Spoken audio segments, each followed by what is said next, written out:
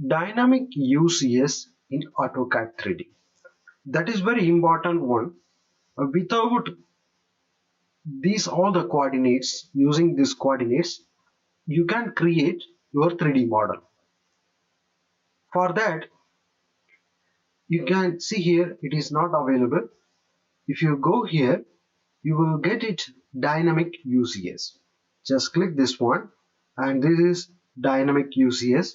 Just activate this one. Once you activate this one, this 3D model, each faces you can change to your working plane.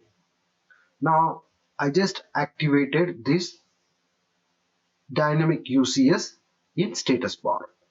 Now I go to a circle, okay, and I just go near to this face. You can see this face is highlighted because this is our working plane. If you just click and I start circle, means it will come exactly in that plane.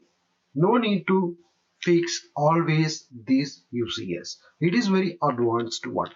And I just go to circle again, circle or rectangle, any tool you can use it, and I just go near to this face and I click here and I create the rectangle.